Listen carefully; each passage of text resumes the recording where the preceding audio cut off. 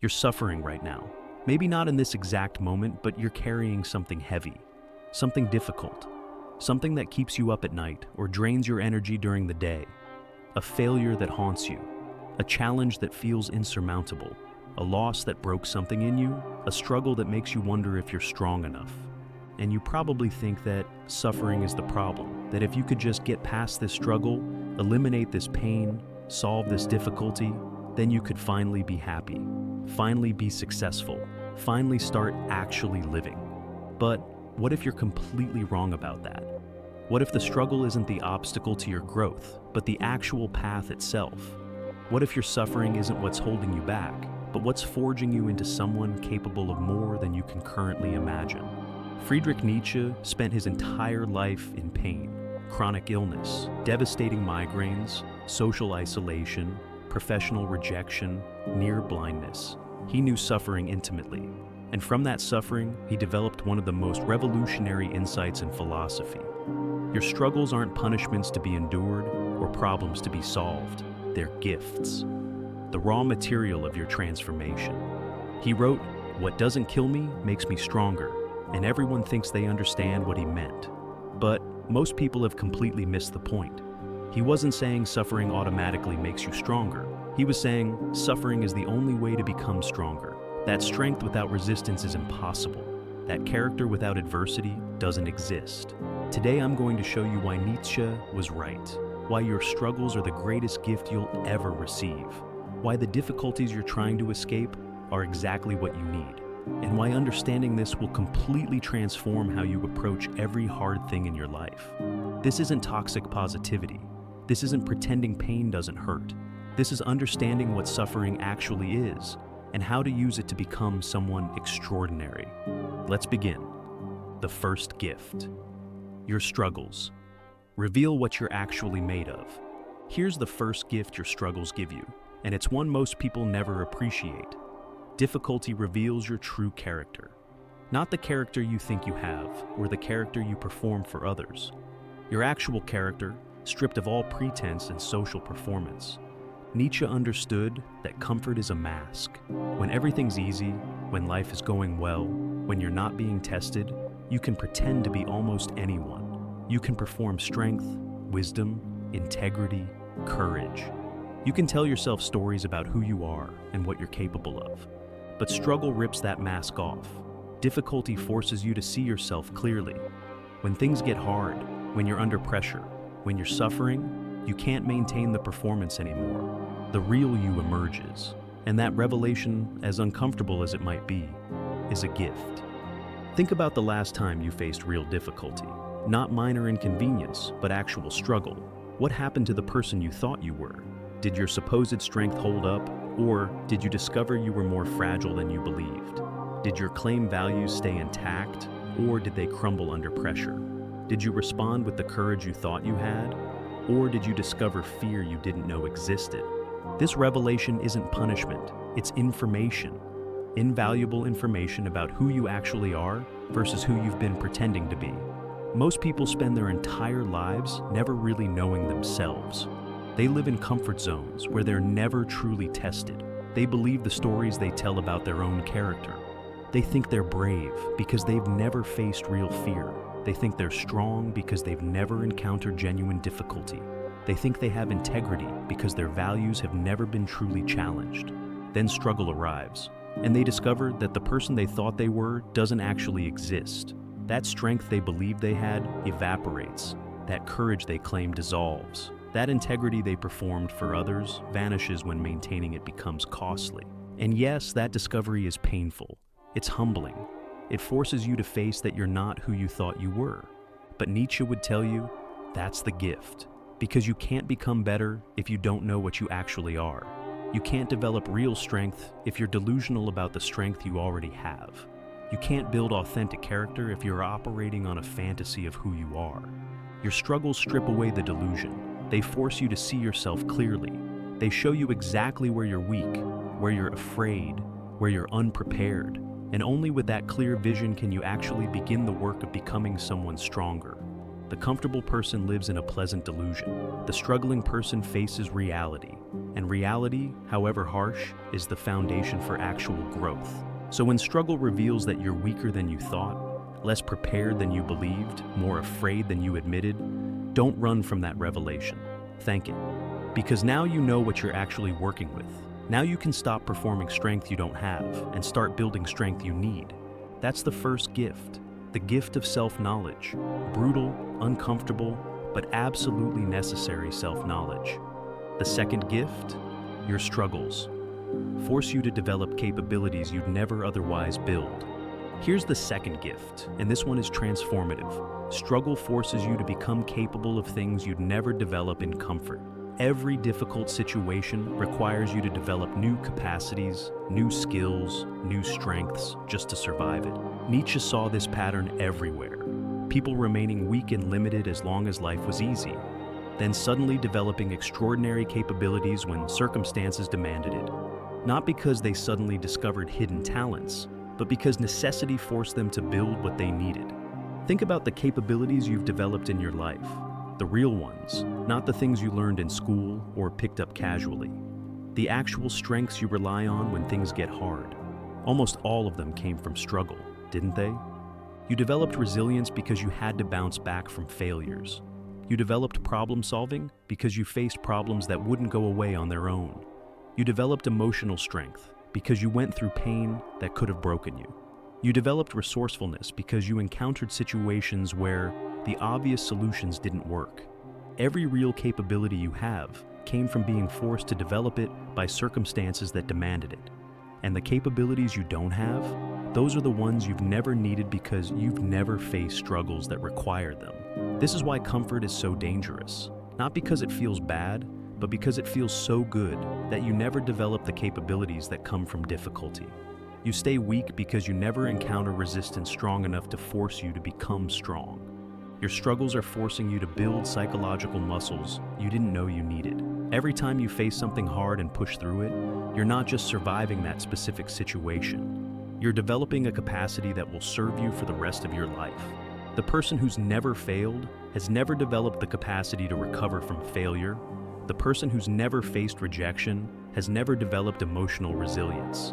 The person who's never struggled financially has never developed resourcefulness about money.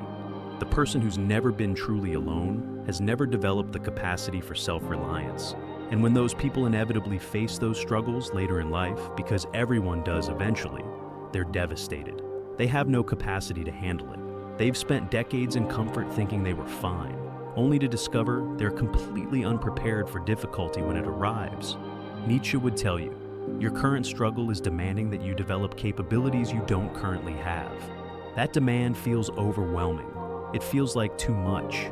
It feels like you're not equipped to handle this. And you're right. You're not equipped yet. But you're being forced to become equipped. The struggle isn't asking if you can handle it with your current capabilities. It's demanding that you develop new ones. Every difficult client, every financial struggle, every relationship challenge, every failure, every setback is forcing you to become more capable than you currently are. To develop skills, strengths, and capacities that simply can't be developed any other way. You can take a class on resilience, but you don't actually become resilient until life breaks you and you have to put yourself back together. You can read about courage, but you don't develop real courage until you're terrified and you act anyway. You can study problem solving, but you don't become a real problem solver until you face problems that won't go away and you have to figure them out. The struggle you're in right now is building you. It's forcing you to stretch beyond your current capacity. It's demanding that you become more than you currently are. And yes, that process is painful. Growth always is. But the person on the other side of this struggle will be more capable than you are now. They'll have strengths you don't currently have. They'll be equipped for challenges that would destroy the current version of you. That's the second gift, the gift of forced development. The gift of becoming capable of more by being required to handle more. The third gift, your struggles. Clarify what actually matters to you. Here's the third gift your struggles give you, and it's one of the most valuable.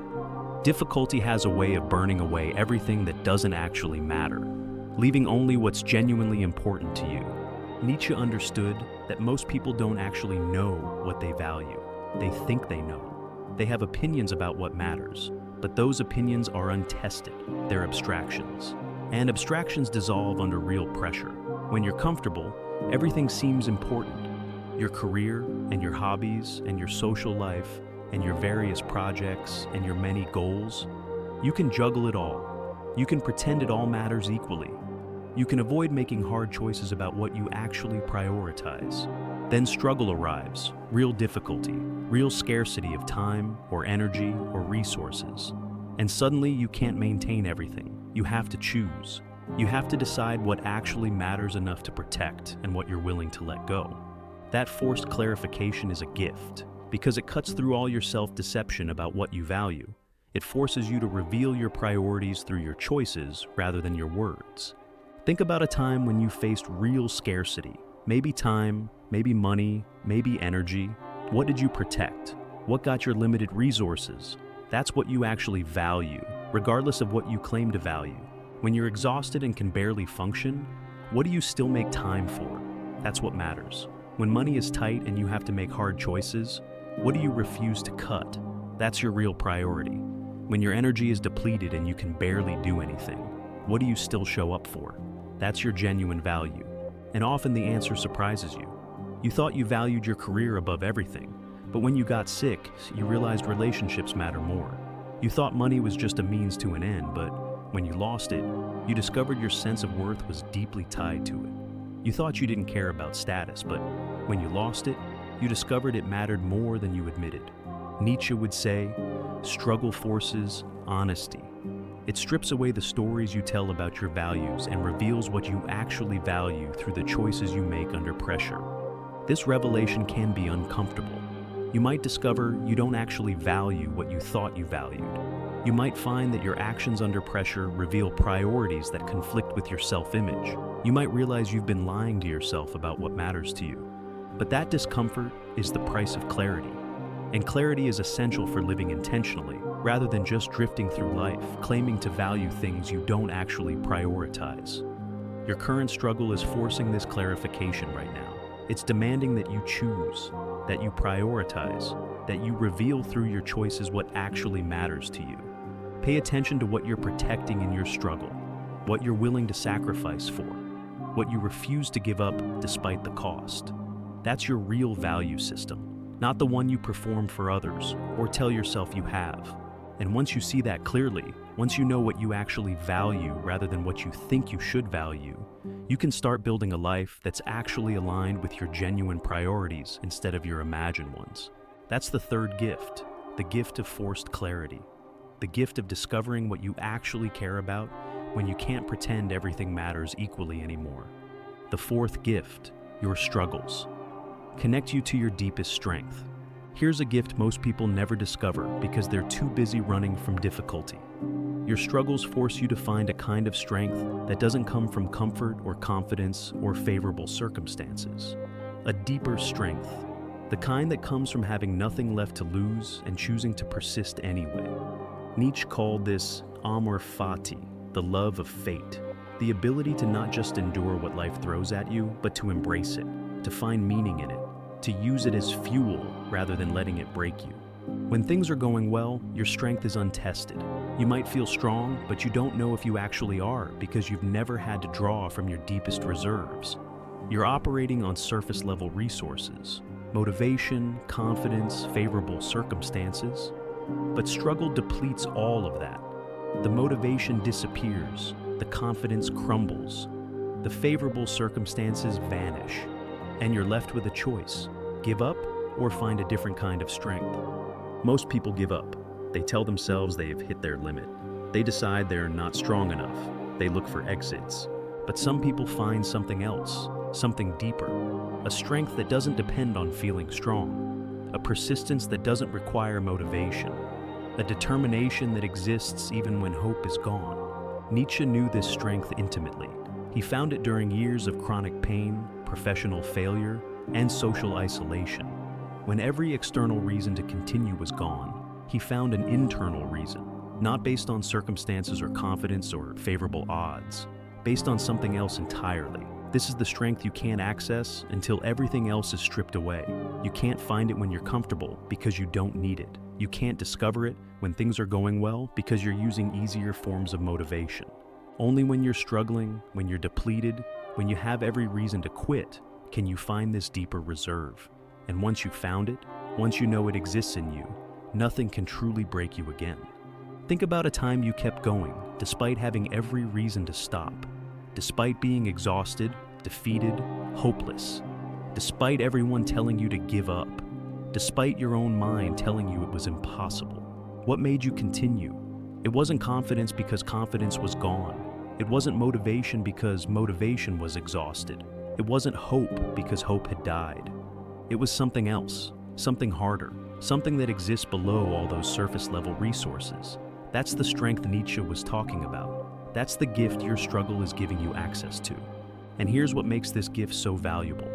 Once you've connected with that depth of strength, once you know it exists in you, every future struggle becomes more manageable. Because you know that even if you lose everything else, even if every external support disappears, even if you're completely alone and exhausted and defeated, there's still something in you that can persist. That knowledge is unbreakable. That strength is permanent, and you can only discover it through genuine struggle. The comfortable person doesn't know if they have this strength. They hope they do. They think they probably do, but they don't know because they've never needed to find out. You're finding out right now. Your struggle is forcing you to dig deeper than you ever have, to find resources you didn't know existed, to discover a capacity for persistence that surprises even you. That's the fourth gift, the gift of discovering your deepest strength, the gift of learning that there's something in you that can't be broken by circumstances, no matter how hard they get. The fifth gift, your struggles. Earn you wisdom that cannot be taught. Here's another gift that struggle gives you, real wisdom. Not the kind you get from books or advice, the kind you earn through experience, the kind that comes from making mistakes, suffering consequences, and learning lessons that you'll never forget. Nietzsche understood that the most valuable wisdom can't be transferred. It can't be taught in a classroom or learned from a mentor. It can only be earned through direct experience, usually painful experience. You can read about resilience, but you don't gain the wisdom of resilience until you've been broken and had to rebuild. You can study failure, but you don't understand it until you've failed at something that mattered to you. You can hear about loss, but you don't gain that wisdom until you've lost something irreplaceable. Every struggle you face is teaching you something that cannot be taught any other way. And that earned wisdom becomes part of your permanent operating system. It changes how you see the world, how you make decisions, how you evaluate situations. Think about the hard lessons you've learned in your life, the ones that came from painful experience. You remember them, don't you? You remember them more clearly than anything you learned in school. And they inform your decisions in ways that book knowledge never could. That's because earned wisdom lives in your body, not just your mind. It's integrated into who you are at a deep level. It's not information you can forget. It's understanding that becomes part of your fundamental way of being. The person who's failed multiple times has a wisdom about failure that someone who's only read about failure can never have. They know what failure actually feels like. They know what it takes to recover. They know which strategies work and which don't. Not theoretically, but practically, in their bones. The person who's experienced real loss has a wisdom about what matters that someone who's only imagined loss can never access. They know what's actually important because they've felt what it's like when it's gone.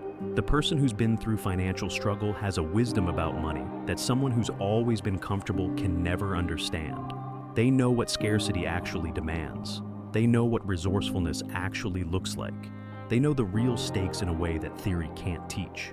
Nietzsche would tell you, your current struggle is earning you wisdom that will serve you for the rest of your life.